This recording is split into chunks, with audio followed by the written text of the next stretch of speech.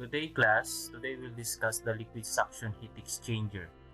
Now, if you can still remember from your uh, heat transfer, so I don't know if it was discussed, but the function of the exchanger is to transfer heat from one fluid to another, no, by means of exchanging heat from hotter fluid, so from hotter body going to a hotter fluid going to a colder fluid.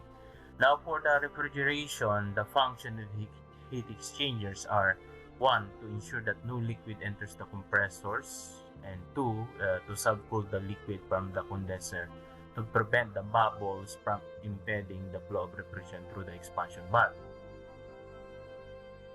Now, I have yung schematic diagram ng system, ng refrigeration system natin, which is accompanied by a heat exchanger. So, simple refrigeration system. So, we have your evaporator, expansion valve, condenser, and compressor. So, ito lang ang nalagdag, yung heat exchanger. So from here, the condenser, so usually from here condenses yung refrigerant natin. So, it rejected the heat after the compression of the compressor. Then, it is being cooled by the evaporator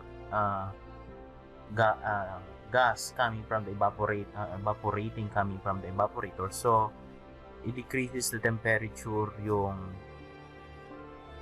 refrigerant coming from the condenser before it undergoes expansion valve. Siyempre, we have heat exchanger, so ito iinit din siya as a part, no?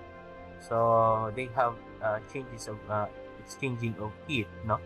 Then before siya pumasok sa compressor, so it is being para na siya naging superheated gas entering the compressor to avoid yung bubbles of vapor na papasok doon sa compressor. Usually, if we have bubbles before entering the compressor, or bubbles, or let's say moisture of refrigerant papasok sa compressor, so it will damage yung compressor natin. So as much as possible, moisture are being removed. So it must be as lahat ng papasok sa compressor supposed to be dapat in a form of gas rather than in a form of semi-liquid and gas, no? So that is yung kagandahan ng using this heat exchanger. Now let's have a simple sample problem. We have here a simple saturated refrigeration cycle using an R12 as a refrigerant. Operates an evaporating temperature of -5 degrees Celsius and a condensing temperature of 40 degrees Celsius. Show the effects of installing an exchanger that would superheat the suction vapor from -5 degrees Celsius to 15 degrees in heat exchanger. So, first things first, I want to label yung process flow natin dito. So, I have the flow dito. So, that will be your point 1. Okay? And this one is our point 2. Discharge of your compressor going to the condenser. Then, we have your point 3. After the condenser going to your heat exchanger, then we have after the heat exchanger we have point 4. Then after the evaporator we have after the expansion valve we have point 5. Then after the evaporator we have number 6 that represents. Then I bring down here yung pH diagram ng R12 so we can plot yung properties which is given to the problem. Now I bring down yung properties ng refrigerant which is yung R12. So hanapin natin muna dito so para makita natin kung ano yung pressure nun. Leading pressure. So that is -5. Sabi sa problem we have that is starting, that will be yung condenser na evaporator natin is negative 5 degrees. So looking back, okay, so that will be negative 6. So that is in between. So we need to interpolate yung values dito. So I will highlight this one to make our reference. Now, by means of interpolating, so we have arrived with the pressure of P5, which is 0.26068 MPa. So we can write that one we can plot this one doon sa ating pH diagram. So plotting that one. So we have here the solid line. So this is the negative 5 degrees at the pressure of 0 point. So sulat natin dito. So that would be 0.260.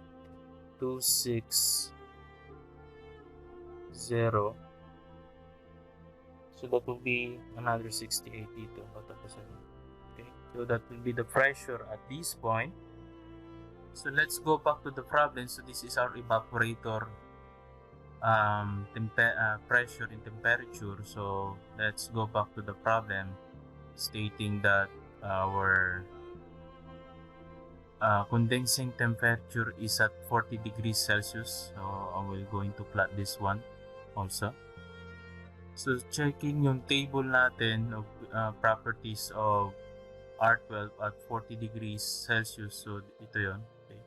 So I will try to highlight this one.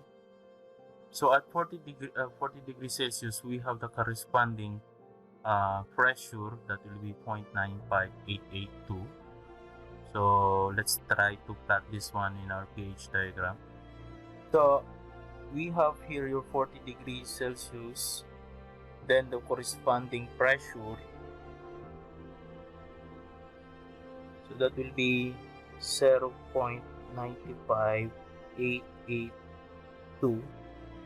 So we have your pressure at this point. So the problem, so show the effect of installing a heat exchanger. So that will superheat the suction vapor from negative 5 degrees Celsius to 15 degrees in the heat exchanger. So hanapin natin dito yung 15 degrees. So this is already 0, 10. Then we are in between of 20 and 10. So that will be our 15 degrees Celsius in between. So pinlat ko dito, this is now in between 10 and 20. So that is being superheated to 15 degrees Celsius. So let's try to draw the path, broken line going down here para mag-intersect sila. Okay. So we have here the intersection of that line. So drawing the straight line, yung intersection nila, we have this. Okay. Ito yon. We have the intersection of this line. So this is our enthalpy for our point, for our point 1. Now I draw the dotted line going down here to represent yung values of enthalpy natin. So this is now is 350. We have 60, 70, 80, 90, and we have your 400. So 350, this is now 360. So if we try to determine this one, kung ano ito, this is somewhere near at 360. So let's assume this is 361. So that will be our values of, let's say it can be also 362. We can write that one as 362. So this is our now enthalpy at point 1. So this will be your kilojoule per kilogram for your enthalpy. So I will mark this point. This is our point 1. So let's mark this one as our point 1. Then I'll mark this one is also our 15 degrees for superheating the suction. Okay. From your, produced by the heat exchanger. Okay, so writing that one, yung enthalpy natin at point 1, that will be the enthalpy at 260.68 pPa, 362. So that will be our enthalpy at point 1. So by means of superheating by the heat exchanger. So lista natin dito so we can madali natin computein later on kung ano yung values na hinahanap. Then also pala, we forgot yung idagdag dito, we have yung, so referring yung drawing natin, schematic diagram. So this is the evaporator, diba? So coming from the evaporator, we have your 0.6. So usually your 0.6, that will be your negative 5 natin. So dito yun. So starting from here, we have some draw natin yon para makita ninyo. So I have here the 0.6. So that will be yung values natin ng negative 5.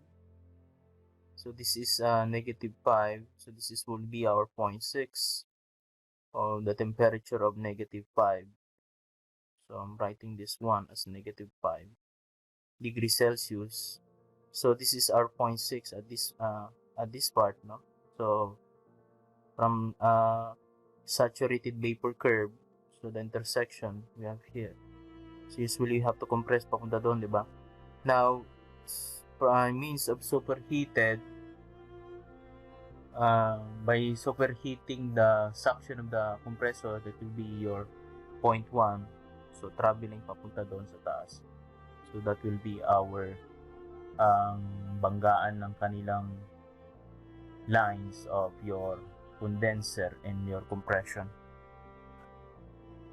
Since yung entropy natin of your S1 and S2 are equal, so mapansin nyo, we are closer to 1.6, no, kilojoule per kilogram Kelvin. Okay, so it is somewhere dito. Okay, so let's try to draw the line papunta from point 1 to point 2.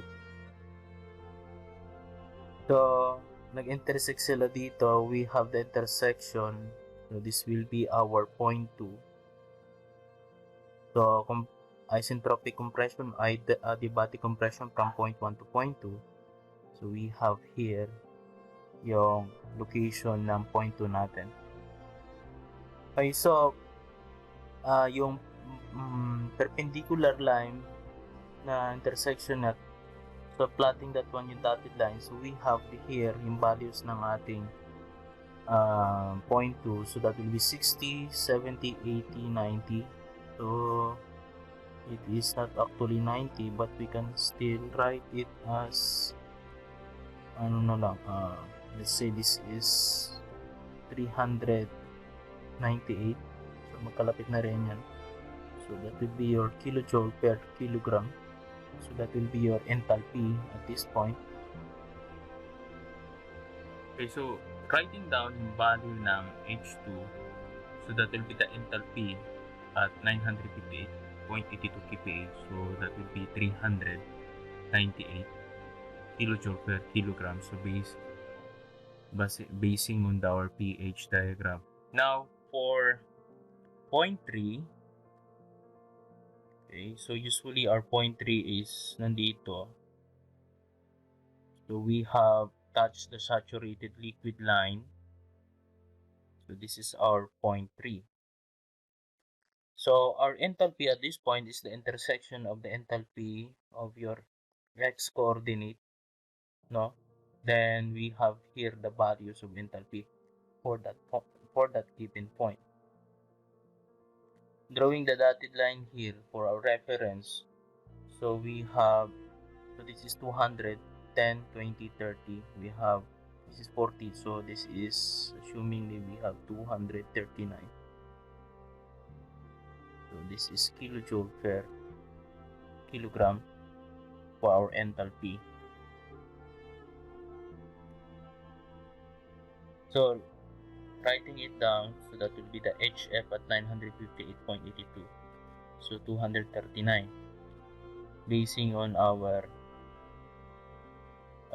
pH diagram. Now, referring, double check natin. So in our table of R22, so that will be the enthalpy. So you are in the vapor now. So checking that one. So we are in the 40 degrees in vapor. So we have is almost 368 point, sorry, this is vapor, so that is liquid. Sorry, we are in a liquid form, so 239.22. So for the value of HF at 40 degrees, okay, so we're touching the saturated liquid line. So we are in a liquid line. So this is almost the same assuming natin. So hindi ko na ito babaguhin. So we use this one. Now, for the value, look for the value of H4. So we need to find the value of H4. So looking back, tignan natin ang ating flow diagram. So we have H4 is yung H3, meron na tayong value. H6, that is after. So meron din tayong value na ito, makukuha natin dito, no?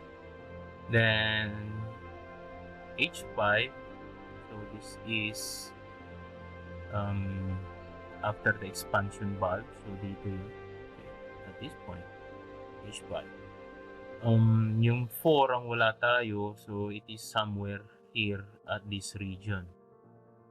Okay. So we can find this one by means of our mass balance or energy heat balance no heat exchanger. Okay, so doing the energy balance doon sa ating heat exchanger. So this is our heat exchanger na ginamit natin. So we have energy in is equal to energy out. So energy in, we have your enthalpy 3. Then plus that will be enthalpy 6 entering the then equal to energy leaving the heat exchanger, we have enthalpy 4, then plus enthalpy 1. So ang kulang na natin, we don't have the enthalpy 4, so but we can use this one. So our enthalpy 4 is equal to enthalpy 3 plus the enthalpy 6 minus your enthalpy 1. Now for the value of enthalpy 6, now from point 6, from our pH diagram, so I draw the line here at the saturated vapor line. So in the intersection bounded by the line, so intersection na yan. So we have the value of the enthalpy at H6. So this is around, so let's try to use 350 for the enthalpy 6 value. So this is 350 kilojoule per kilogram. So I'm using that one. So that will be the Hg at 260.68. That will be MPa. Then this time is kPa. So that would be 350 kilojoule per kilogram. So that is the value of our enthalpy 6. Now going back to our energy balance, so we can solve our enthalpy 4. So that will be yung enthalpy 3 natin, that will be 239. Then plus yung enthalpy 6, we have 350. Then minus your enthalpy 1, so that will be 362. So this is, we have the units of kilojoule per kilogram. So using your calculator, we have the value of your enthalpy 4. So we have the value of, this is 227. So this is kilojoule per kilogram. So referring doon sa chart natin, your pH diagram, so hanapin natin yung value na yon, which is the enthalpy. So this is, usually this is a constant enthalpy, no? From 4 to 6, 4 to 5, going to 4 to 5. So that will be, hanapin natin yung value na 227. So this is 20, no? So let's try to zoom on this one. So we have here 200, 10, 20. Okay, this is 30. So this is 227. So this is 30 already. So 10, 20, 30. So it is somewhere here. We can write down here 227, somewhere nearer dito. So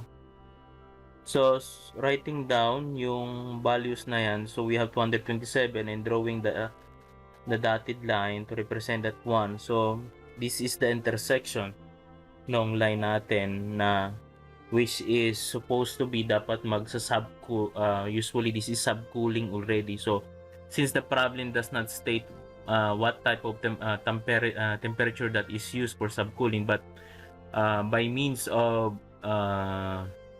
energy balance doon sa ating sa ating heat exchanger, so we may able to track down or we may able to compute the enthalpy for which is saan nagbanggaan yung which is where yung subcooling nangyari at this point, so by means of energy balance.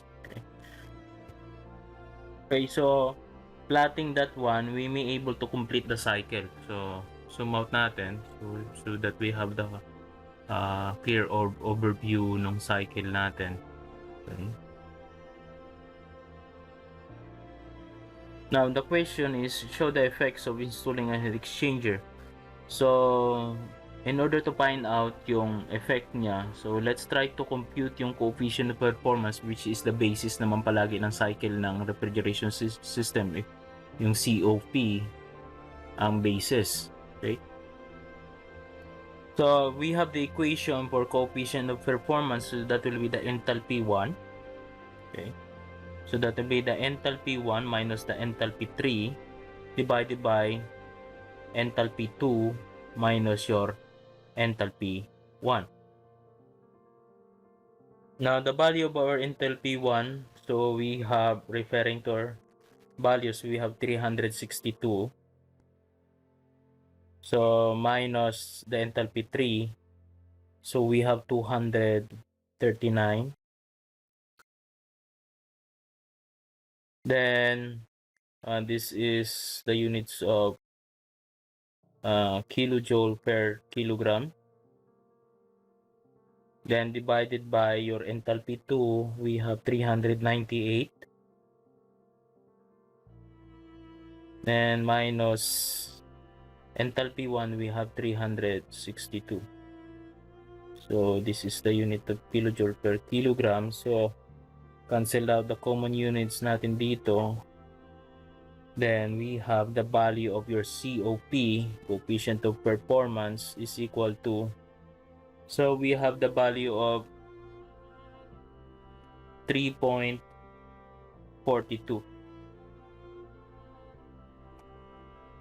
I forgot this one, so para class no. Kaya para nagtataka ako bakit malataas ang value na ng natin, enthalpy 2. So I'll try to edit this one. So this is, so do we have here 398, so nasobrahan tayo ng value. So I'm gonna name this also 388. So this is 388.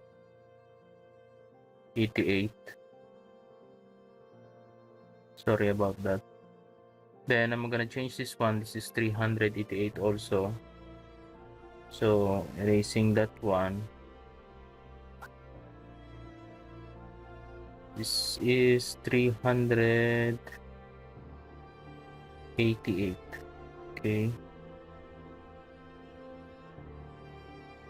Then erasing this one. So I'm gonna change this one into 388.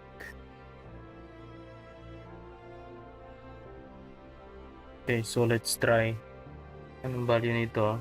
Erasing this one value. So we have the corresponding COP, which is 4.73. Okay. Now referring yung previous solutions natin, so which is yung single this is from our previous solutions. Now this is yung COP niya, no? So that is equal to 4.2. So referring to this one, so we are able to achieve a 4.73 COP. Now, for the coefficient of performance of the heat exchanger, so differs than the saturated cycle yung previously that we have here. So this is 4.2 yung values ng ano niya, no, ng COP. Okay, so this is 4.2 before. Now so that will be 4.73 minus 4.2 and divided by 4.2, so we have 12.61%.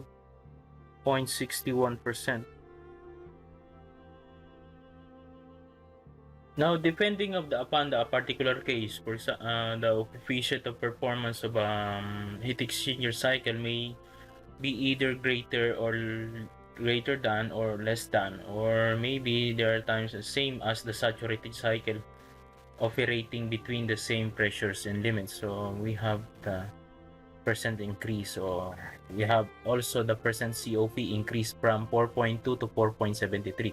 Okay, so it has also a significant impact by using the heat exchanger dito.